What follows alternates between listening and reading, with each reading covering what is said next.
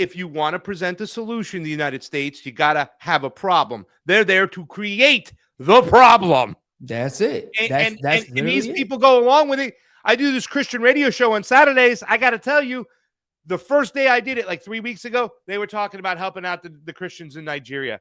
These theocrats buy this shit hook, line, and sinker, bro. Ignoring the fact that Boko Haram is funded by the CIA. How do we know this? Because a Republican senator talked about it in a hearing in February. He exposed literally, bro, just casually, like, yeah, like we pay for this. Why are we acting like we don't know this?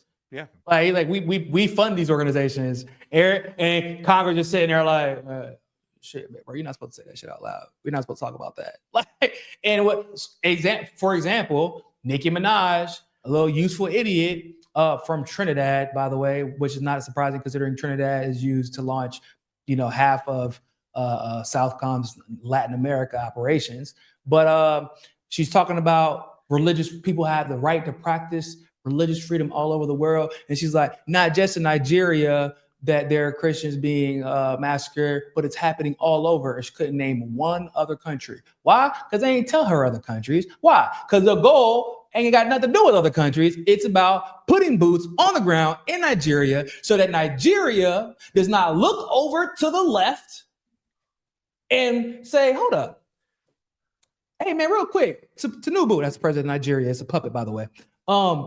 Why does Mali and Niger and Burkina Faso have all of this shit and they have less resources? They had less resources, had less opportunity, and they were less organized. And yet we can even get our oil companies to produce oil in a way that will benefit our country financially. How do we get that? Because they was able to kick out France, right? So like, how do we get what they got? And then eventually, because what will happen eventually, there's one or two things that will happen. The EU is going to fucking fail because France is the second largest economy of the EU. It's like 18% of the EU's economy, and their deficit is insane right now. They've gone through 5 prime ministers in 2 years, and no one wants to admit the problem. It's because the AES was successfully able to kick out France and has kept them out. Now, they can't put boots on the ground in Burkina Faso, Niger, or Mali. They've tried to use terrorists. It's not working. And eventually, one of two things is going to happen. The AES is going to hop their ass into Nigeria, or the people of Nigeria are going to ask for the AES's help. And once they get the green light, the AES, which works together militarily and has Russia's help militarily and China's help economically, they will get Nigeria. Once you have those 4 West African countries together, I don't know how the empire survives that. So this whole Christian thing, like that's how you can see the largest Christian church in Palestine be targeted and none of these motherfuckers care. They don't care. Like target Christians get, hey, Brandon Taylor, my favorite clip. We only got spit on one time when we went to Israel, man. I don't know why. Who said that? No, that Brandon Officer Tatum, the Republican. Yep. God, that dude. Uncle Tom. We covered that one. That was wasn't insane there for that show, man. You should have shared that with me. That Bro. guy is the worst. The worst. He puts his nose so far up the Zionist ass. He wanted that 7K so bad, bro. Like whenever he was talking about the fact that he didn't get it, he sounded mad as hell. He's like, I don't get paid for none of this. I'm like, hold on, are you trying to defend yourself, or are you expressing how upset you are with Israel that you are not part of this program? Because then after that, bro, all of a sudden he started appearing on more and more and more programs. I'm like, oh, so you got the check now? Okay, he got the check. He finally got his check. CPAC, he talked to CPAC, I believe, too. He was pissed. He was pissed. Like and he by was the so way, mad Niko, on Twitter. You talked about the Christian church in Gaza. Let's not forget Christians in Iraq, Christians in Syria. Those 2 countries had, like, in the Middle East, other than Lebanon, probably the most ratio of person Christians to public ratio, than any other country. They're all gone now. They've been killed. Yeah. They've been slaughtered. They've been run off. American bombs helped that happen. It wasn't radical Islam. And the radicals are still, we can't forget, are funded by the United States, the CIA, through USAID, NED, and all these other NGOs. Yeah, like, and which is on purpose because Syria under Assad was a secular nation, the radicals went after Christians, because otherwise the Christians would get behind who? Would they get behind extremists like Jolani or a secular government like Assad's? Yeah. So you go, and they were a minority, and they were somewhat separated because they live in their own communities. So they go after them, and the U.S. says nothing. Why? Well, because then y'all start looking a little bit deeper into who's funding these terrorist organizations. And while we aren't saying anything about those Christians being massacred, with Boko Haram, they keep saying, by the way, that Christians are being massacred, but it is very rarely mentioned that it is Boko Haram doing the massacring. And I'm pretty sure it's because that clip started going around of what's his name, Congressman Scott? Senator Scott Perry. Scott Perry. It's because at the same time, Trump is like, yeah, I'll put boots on the ground. The Scott Perry clip started going viral again, saying that we fund Boko Haram. But it is Boko Haram that is primarily doing the slaughtering in Nigeria. And people, because, finally information and technology is catching up, and you can only memory hold something for too long. But once that shit hits your algorithm, now everybody's going to talk about it, and people will put two and two together and start saying, well, hold on. Is it us doing it? And then you start getting deep, because the Nigeria rabbit hole is way deeper than what most people know, because they don't know Tinubu. They think that we want to overthrow the government. But that's not what we want, because Tinubu actually works for us. Tinubu is a Chicago fucking drug lord with a fake name and a fake college degree that we took from Chicago and put in charge of Nigeria, so that we can constantly keep them under our control, especially because the Sahel states were always kind of like in pushing back against France. But we could never let them lose Nigeria. We can never let the West lose Nigeria for various reasons, strategic reasons. It's a brain drain. We got a lot of us and the US and the UK get a lot of engineers, doctors, and things like that from Nigeria. And BP, if I'm not mistaken, is primarily in control of their oil. So we could not lose Nigeria from a military perspective, strategic perspective, and an economic perspective. So people think we are there to take their resources. No, we don't want to go there to take the resources. We already got it.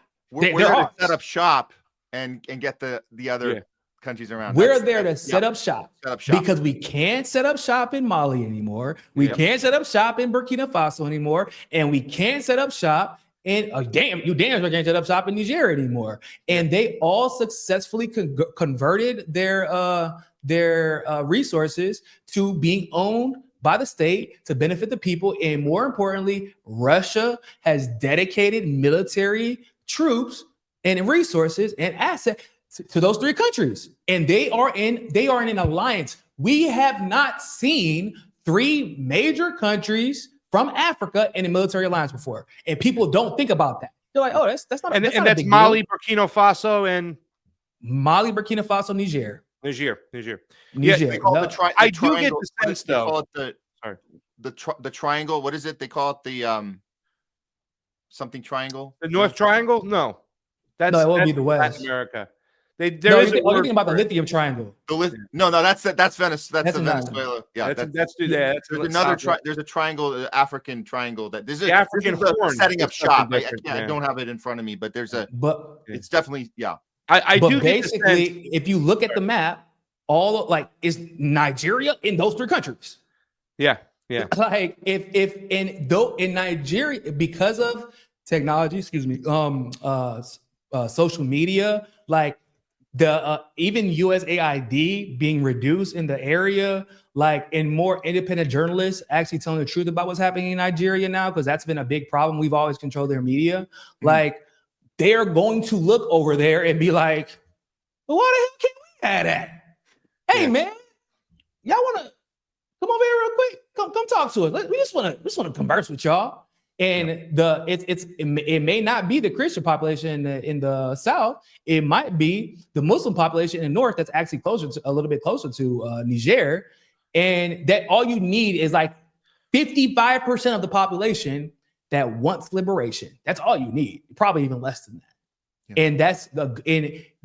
And what is going to, if they do decide, if the AES does decide to go into Nigeria and overthrow Tinubu and allow Nigeria to put its own people in charge, what's NATO going to do?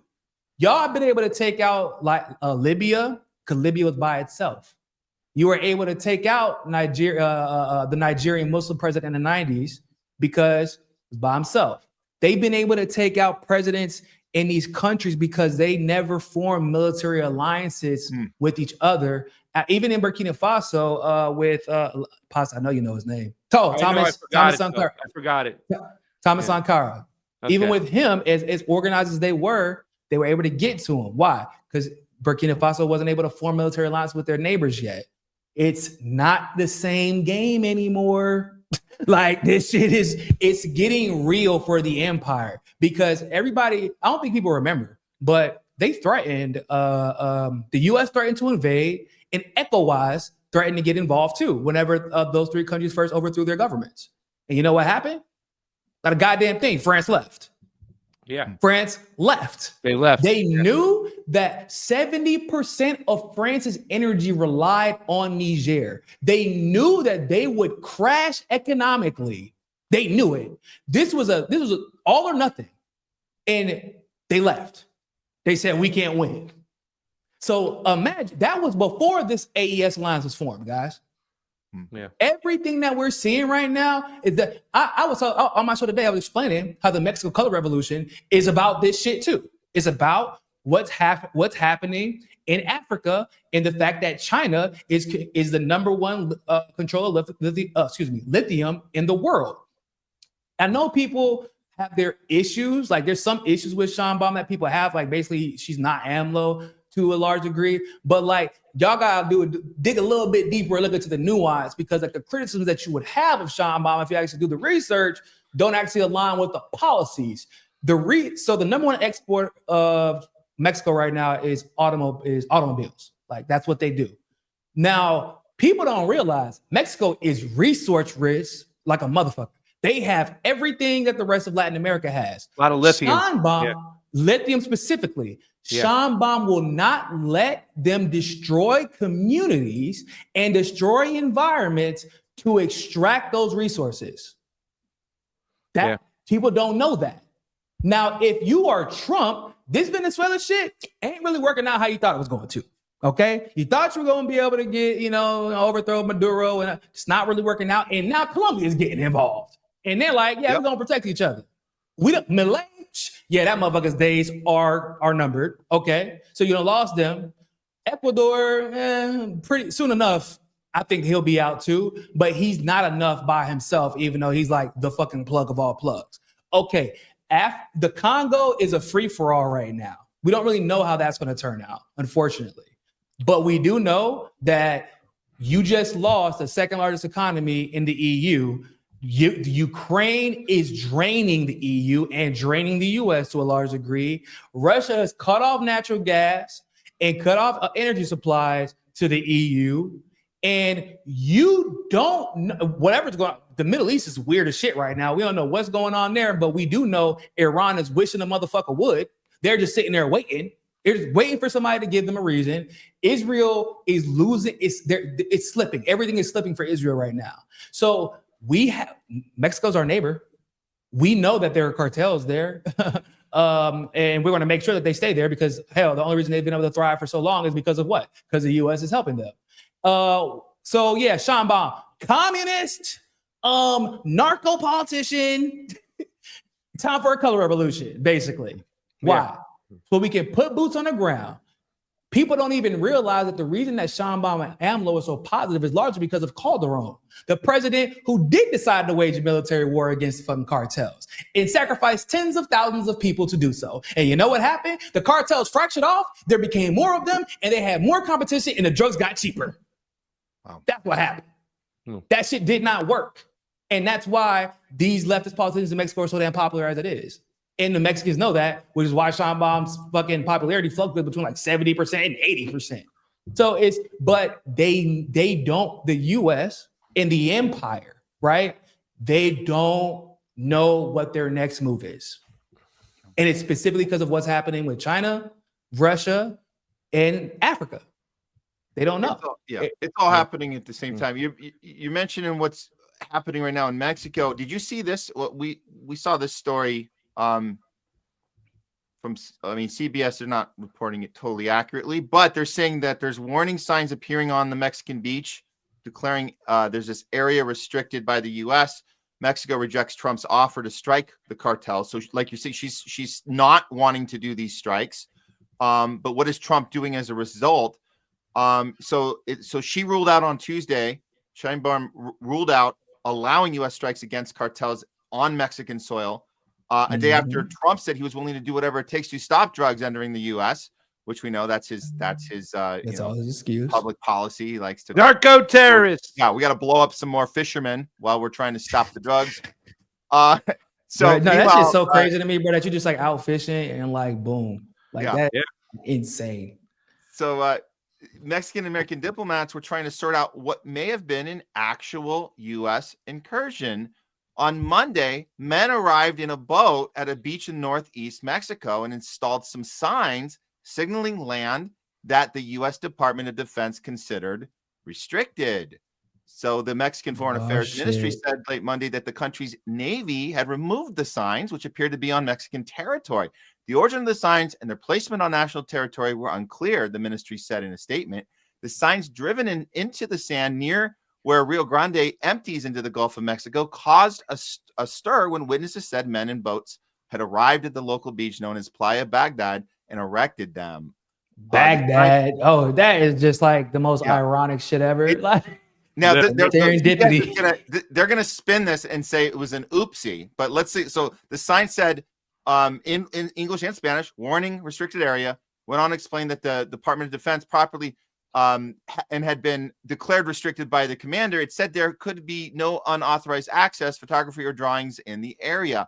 Changes in water depth and topography altered the perception of the international boundary location. So it was the water depth. They got confused, and the government of Mexico personnel, they removed the signs based on their perception of the international boundaries location, which was basically they should not have been there. And so this is a more accurate assessment from Rogue POTUS staff. It says the U.S. government, their excuse is that the water levels caused a mistaken identification of the border. And that's a laughable excuse. Even the land rightfully on the U.S. side is still not DOD property. This was an intentional act and is reminiscent of Putin style. Okay. That's weird. That's a weird way to go. So I love how we pick reminiscent and choose of U.S. I love it. I love how we pick and choose the thing we're calling out when it's like, okay, but not that one, but this one. But anyways, but we know the drill here. So it was this an actual I would say technically an invasion onto foreign soil that occurred. Was it accidental or was this on purpose? Oh, no, it was on purpose. Yeah, it was on purpose. I mean, I think that it was like, let's see if they let it slide, and because if you give them an inch, you take a mile, and because the U.S. tried that with Venezuela. Yeah, right. They they're just sitting boats there, send a couple guys there. Let's see what happens. Yep, yeah, that shit didn't work out either, and so they're put. And I'm gonna be honest too. I do believe that there is an angle to the fact that Sheinbaum is a woman and they are testing her gangster. They want to see if she is about it. They want to see if she can be bullied. Yeah. I just really believe that because this is Trump we're talking about. Right. So I believe that there's an element to like, let's see if we can bully her ass into letting up. Because they didn't try that shit with AMLO. So like, why would you think? I don't think that it's going to fly with her because Sheinbaum has been she's been like very surgical in the way she has ran her administration, even letting this, I can't remember what her name is, but this is businesswoman. She's an elite, right? And she lets her do like this liaisoning with, but she knows like, we want to cut the US off, but we can't do it right now. Because I would have to then screw these neighborhoods, screw these communities, extract resources, and that will have to be the way that we make the money. But I can't do that because I'm not going to screw over my people. So I have to navigate these waters of businesses in a way that's still going to benefit Mexicans, but I'm not going to let them take advantage of us. But I also can't completely cut off the U.S. yet because that would ultimately tank Mexico and destroy their social safety net system. And so like this woman is methodical. Like I gotta give her credit. Like I've been doing as much research on her as I could because I'm like, how is she so damn popular? Because like even when we were all enamored with Obama, like he was not that damn popular. Like even at his most popular, he was not that popular. And people were like, well, yeah, boy, she took a meeting with so-and-so. She took a meeting with so-and-so. I'm like, but if she's a strategic, I mean, I would take a meeting with my enemies too. Would you not? Would y'all not take meetings with your enemies to know what they're planning? Because if I know in the back of my mind, America is my enemy, BlackRock doesn't work for Mexico. They work for and in the US. So whatever their interest may be in other countries, it ultimately goes back to the US empire, in the US surveillance state, in the US real estate and resources. It always goes back to that. So it's like, I'm going to take a meeting with everybody so I can know what y'all plans are for me. Whatever y'all try to convince me of, because otherwise, why wouldn't she just let them ravage Mexican land? There have been complaints from Republicans that she is not letting them ravage their land. Like, let us ravage their land. Like, no. They're the Republican Mexicans, I mean. The Mexican Republicans are begging her to let Trump invade Mexico and attacking her for not allowing her to do so. I'm like, bro, y'all are wilding. This is not scream color revolution. Is this not exactly what happened in Ukraine, actually? Yeah. Right? Basically, like exactly what happened in Ukraine. It's what Maria Machado is doing. Yeah. Well, in we call her. Sorry, Nick. We on this show we call her Maria Coronavirus Machado. Just so, yeah, that's our. She got the coronavirus. basically, she basically is a damn virus. By the way, I would like to point out that the Moreno party has been in power. This is the second president they've had. AMLO was the first, Claudia Sheinbaum being the second. Before that, they had 20 years plus of the same two-party duopoly there for so long. It's hard for somebody to just come on in, wave a magic wand. Our intelligence apparatuses are attached at the hip. There's a lot of people in the deep state of Mexico that are tied to the deep state of America. So it's very hard, the waters she's dealing with now. She can't just come in there and do whatever she wants. People got to remember there's hundreds of years of history, before she took office. Yes. That is directly tied into the U.S. Like it's inseparable.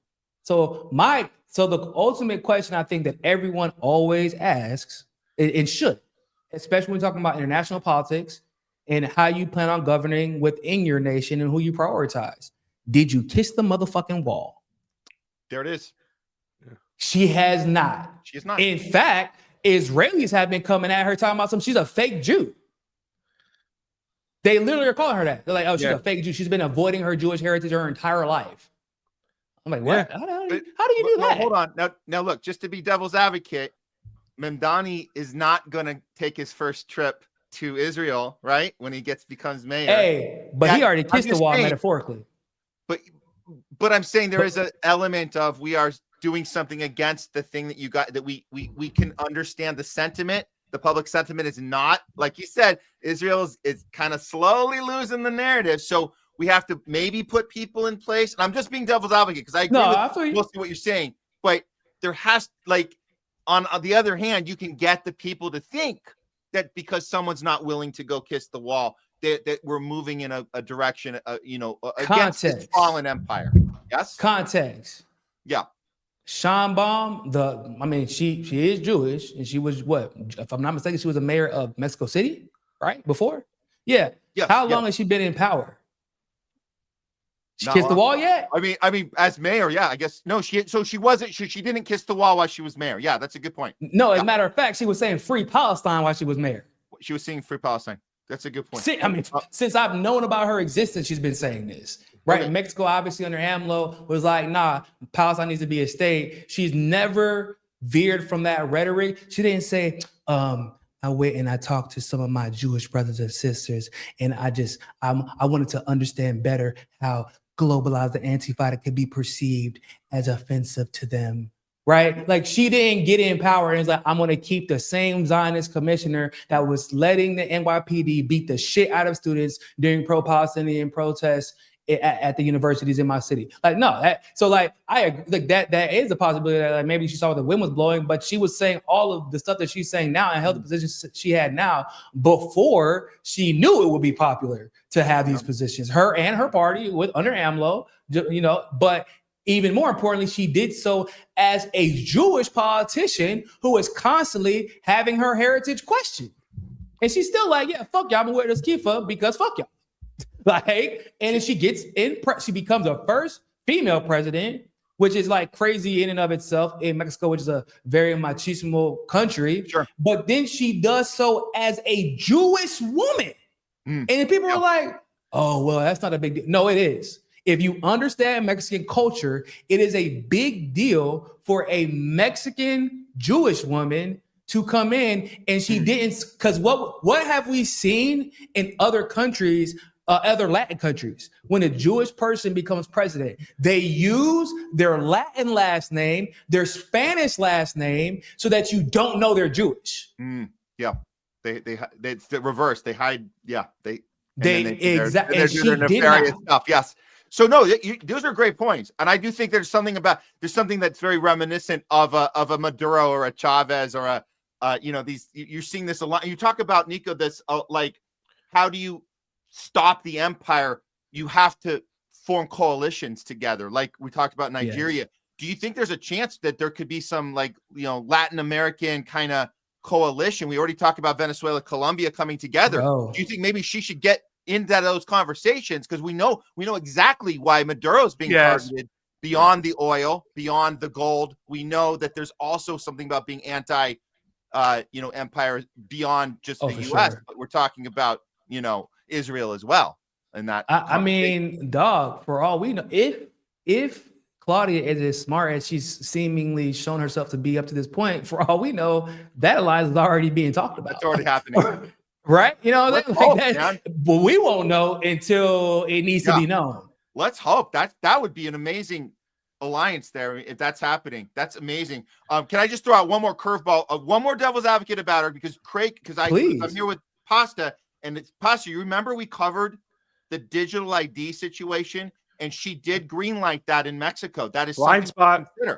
She and I think, Craig, do you still have the same assessment? I remember, Pasta, your assessment on that was that she unknowingly went along with it because she didn't fully understand it. Do you still blind spot? That? Yeah, I believe that's a blind spot for, unfortunately, for almost. But that's a blind spot here in they don't have digital IDs in Brazil, but it's mostly because it's like a lack of affordability.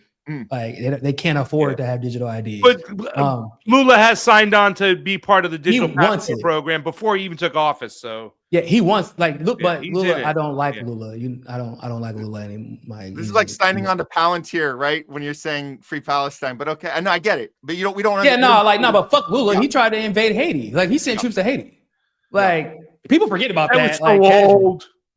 Yeah. Huh? That was so long ago. Yeah, fuck that noise. Like why are you sending troops to Haiti? Brazilians are still pissed about that. Like Brazilian leftists still, because they don't even know why the hell they were sent there.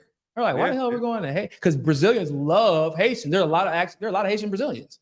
So because there's a lot of Dominican, y'all know the DR and Haiti are connected, right? I don't know if you know same that. Island.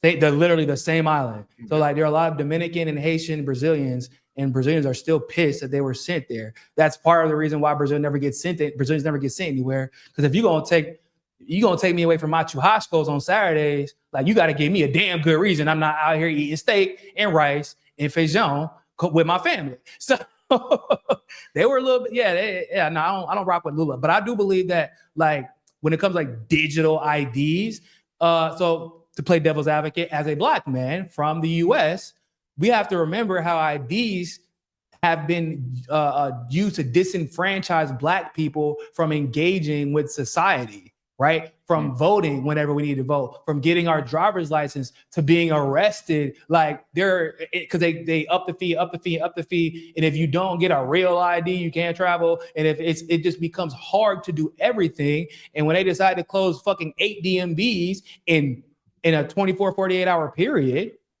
then you get screwed over, right? So like she's thinking about the disenfranchised and the people who live not in Mexico City, but the people who live on the outskirts, where going to get an ID is a hassle if you don't have the money or the time or the freedom to do so. And so, but of course, like you said, like, I don't think she understands, like, it's not you we're worried about, it's who comes after you. Yeah. And You it's know what I'm like saying? she did all the talking points about how, hey, your health records are all in one place, everything's in one place, it's very convenient. You're like, you're signing your people up for this thing that they're not going to have. There's just more control. So maybe she just doesn't. Yeah. And Pasta had that analysis that she didn't fully understand what she was like. And she was so excited. She's like, oh, this is, and I think you hit it on the head. She's thinking about the people that didn't have access. Well, here, now you have everything in one place and you can just, and it's all on the same system. We're all on one supercomputer together. Isn't that great? And we're like, oh no. But like, yeah.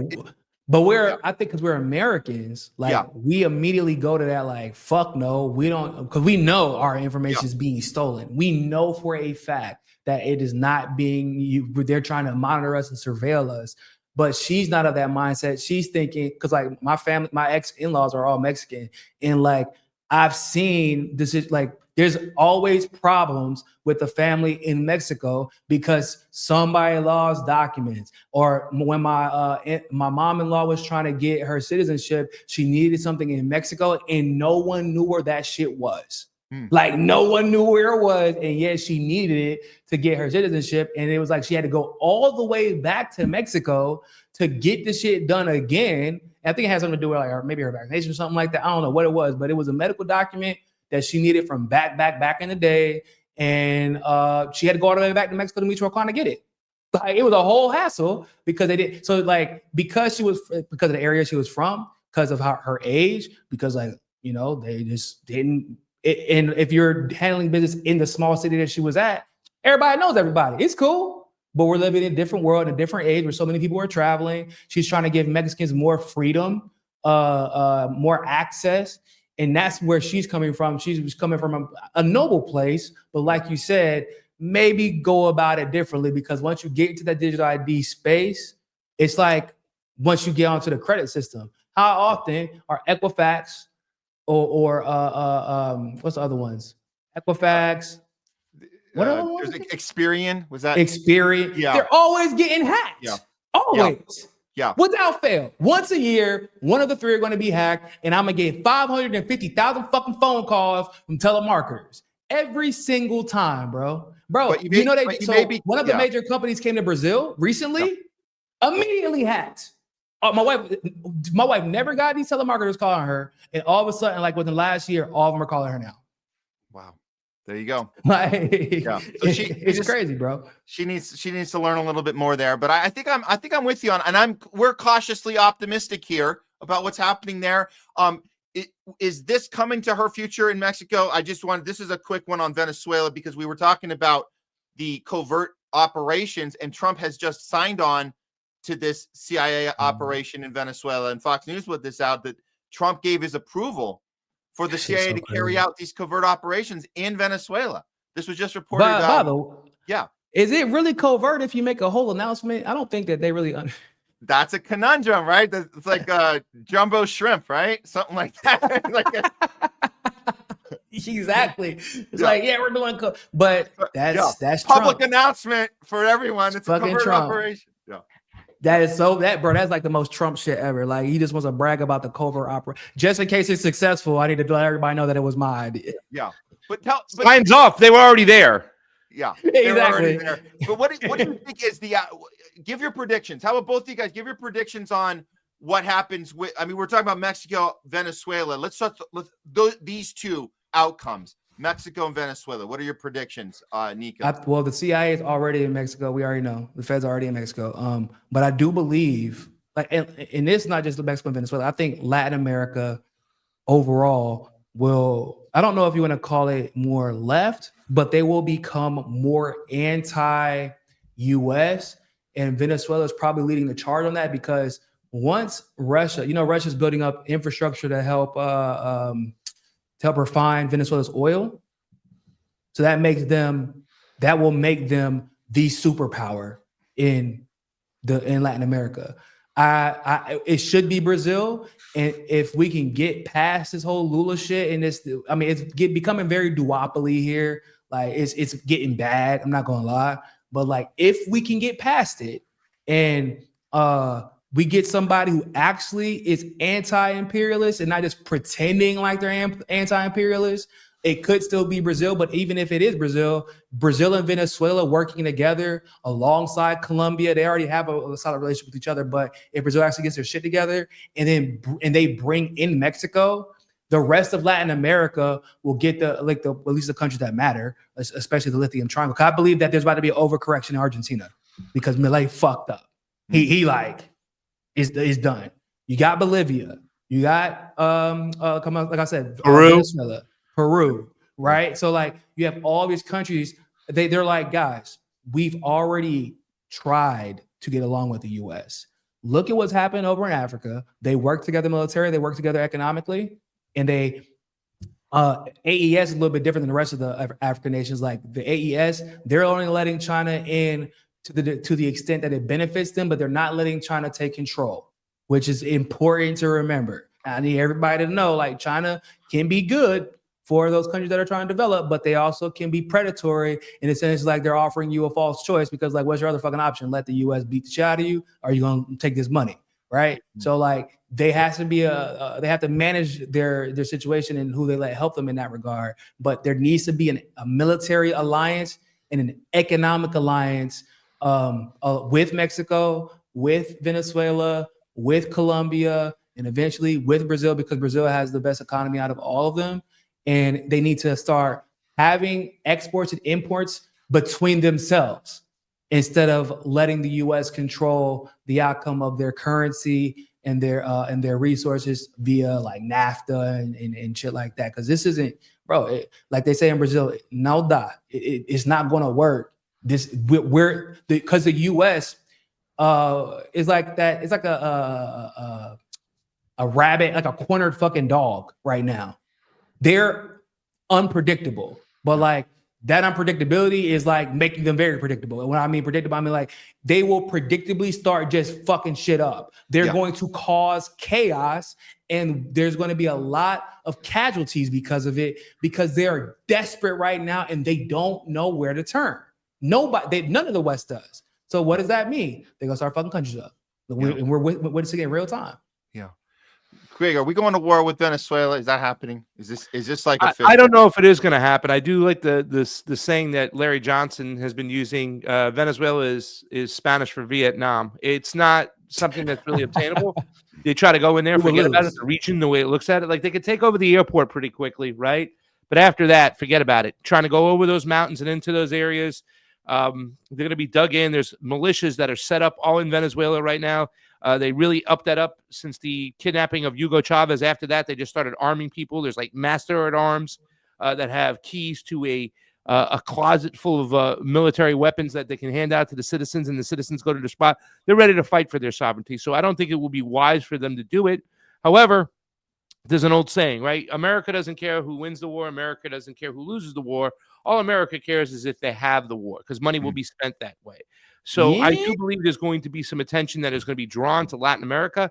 I think eventually they're just going to stop paying attention to what's going on. I mean, they're not reporting it at all in the news, Russia and Ukraine, right? I mean, I still don't know what Russia's going to do as far as like wrapping that up over there. I don't see a scenario in which they can find some peace if they don't take Kiev. You're not going to let Nazis live next to them. So, I mean, Putin just announced we won a complete and total victory. He that was just like maybe an hour ago. Hour or two ago. He's like, we want complete total victory. Yeah, he's not playing. There's nothing he can do at this point. You know what I'm saying? Kiev.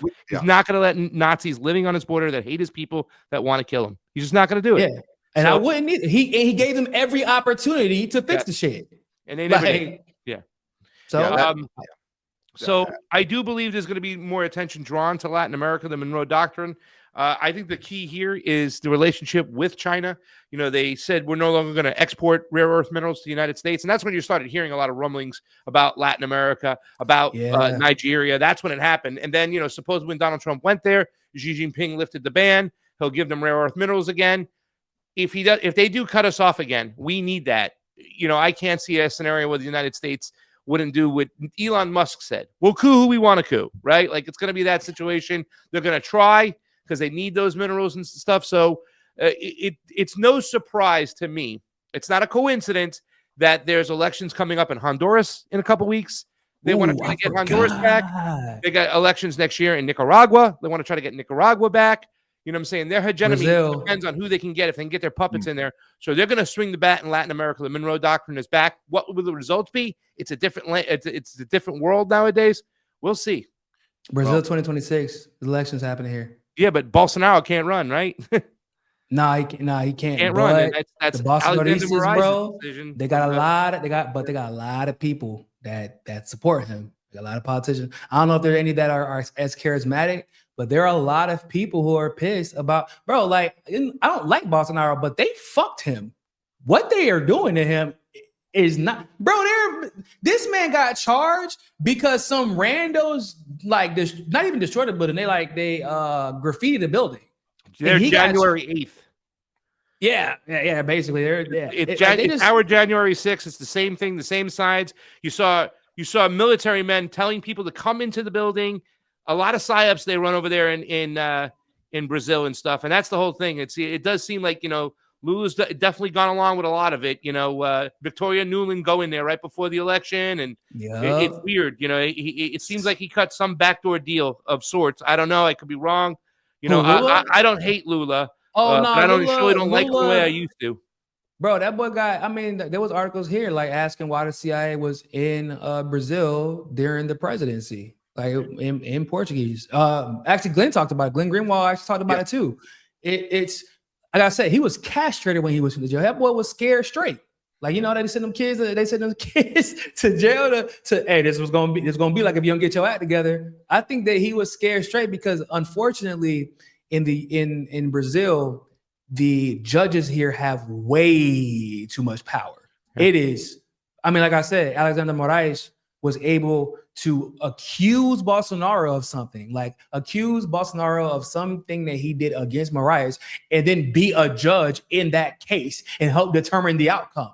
Bro, we can't even do it. Like, if you're in the US, if you try that as a judge and somehow got away with it, that shit would immediately be dismissed in the appeal.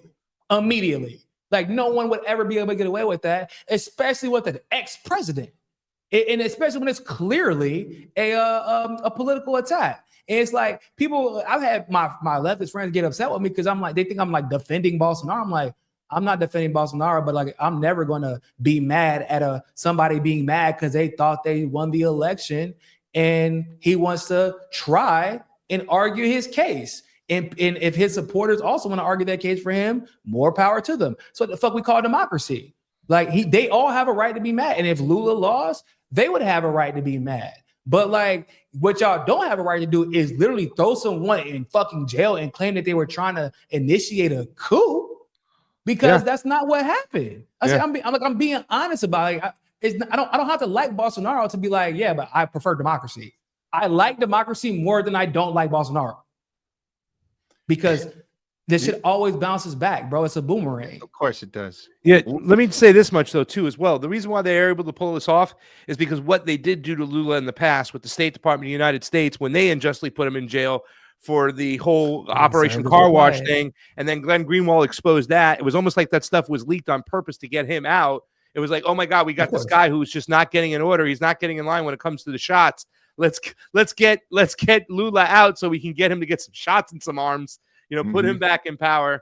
But that's why it's justified, because what they unjustly did to Lula. So what we're seeing over here, like with this whole thing, we talked about the memorandum that Donald Trump just signed, which is equated to what Biden signed when the labeling of domestic terrorism. It's the equivalent, except this one, it labels the left, the people on the left, anti-Christian, anti-capitalist, but it also directs all the three-letter agencies to start participating in pre-crime by disrupting this stuff. This is scary stuff, but that's why it's allowed to happen. They did this to Lula so they think it's justified against Bolsonaro. And I made a stink when the Supreme Court of Brazil said that Bolsonaro couldn't run in the next election. I'm like, that is insane. Bullshit. I don't like Bolsonaro, but that is bullshit. You have to be principled. When I found that, I was like, hold on, what do you mean, Cameron? Yes, he can. And they were like, no, he's not allowed to. I said, how is he not allowed to run? Oh, the Supreme Court said so? Yeah.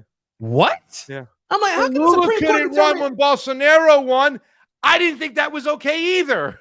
Exactly. I'm like, okay, so like, how long is he not allowed to? Like, is it just the next? Because and what's crazy is it's specifically because Pasta, he would win. I've lived in Rio, people like even in Rio. Well, actually, we actually have a Republican in charge now, but that Republican kind of fucked up recently with this crazy ass operation that he did. They got a bunch of people killed, a bunch of innocent people killed, but that's a different conversation for a different day. But like in Rio, which is predominantly black, a lot of poor people, but a lot of wealthy people too. They a lot of them were very much so pro Lula, and then Lula started making life harder. Every social safety net to get access became more difficult to get access to under Lula. He was creating more and more barriers. And people were like, what the hell's going on? Like, yeah, Bolsonaro said some racist shit, but like it was still easier for me to handle my business.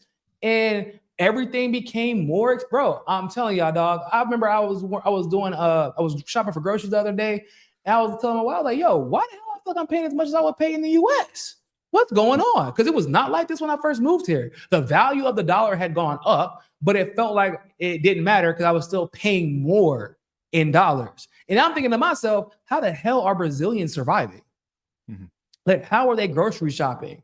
And I'm like, we're literally asking family members. And I have my family, or my wife's family, come over all the time, like during the weekends, like with the kids and everything like that, because like, obviously, with the currency difference, it's easier for me to buy groceries. Like, especially like for example, we have today is Black Consciousness Day, basically consciousness for not African Americans, like Afro Brazilians. And so like there's a 4-day weekend, and so like my wife's aunt and her daughter, and so my friends will come over because like I know having the kids in the house for 2, 3, 4 days, your groceries is not gonna last. I can go to the store and get more groceries. It's a bigger deal for their budget to have to go and spend 500, 600 reais for just a few items because their kids had 2 extra days in the house. Because, you know, in public school here, everything is free. Like all the food for the kids are free. So like, which is a big deal when you're budgeting. So like, life has not become easier for Brazilians under Lula, and no one knows why, because he had a mandate. He didn't have like the largest mandate, but in the cities that he won, like Rio, São Paulo, like he had a large enough mandate where he at least shouldn't have made things worse. Yeah. And it seems like he did anyway, which sucks. Because I mean, shit, once, like we said, I don't want an overcorrection. I don't want to have to go through a Trump to get a shine bomb. And I don't want an Obama to create another Trump. Like, I don't want that. And yet we keep seeing it over and over again across the world. Yeah. Well, we just have to learn as a people, as not just as Americans, but as people of the world, of the planet, that's going to continue to happen until we prove to the whatever party that we're closest aligned with, we have to prove to them that we're capable of walking away. They need to make the adjustment. And that's the thing. We go back to that. I think it was Lawrence O'Donnell who said that exact thing in 2010 before he got his nightly show, or his regular show on MSNBC. He said, you have to prove to them, Democratic Party or whoever, you're willing to walk away. If you don't do that, they're going to keep doing this game. And you guys both, I think we nailed this. This is a game where the thing that we're in now is setting up the thing that's going to happen tomorrow. Until we say, no, now's the time we walk away from all of it. And then they're the ones that are going to have to make the adjustment. Treat your political party like you treat a woman. You know when a woman wants you the most? When she knows you can walk away and not care. Or at least you got to act like you can't. You don't care. At least pretend. You know what I'm saying? Like, hey, man, I'll leave right now. I'm walking out the door. I love it. That's baby, please, whatever you need. Look, you want to be Bubba? Hey, you want to be Bubba? I can treat you like Bubba. The guy walks out the door. The girl's like, get out of here. I don't want you anymore. He walks out the front door and there's another girl there. And he's like, hey, what's up? And the girl's like, wait, get your ass back in this house. Yeah, exactly. It ain't hard, bro. It really isn't. But like, if you keep staying, that relationship will become more and more abusive. Because and that's what the relationship with the majority of the world seems to be when it comes to their political parties, man. That's what. And so like my man said, yo, you gotta be ready to walk away and deal with the temporary blowback for the long-term gains. Because it is indeed worth it. Yep.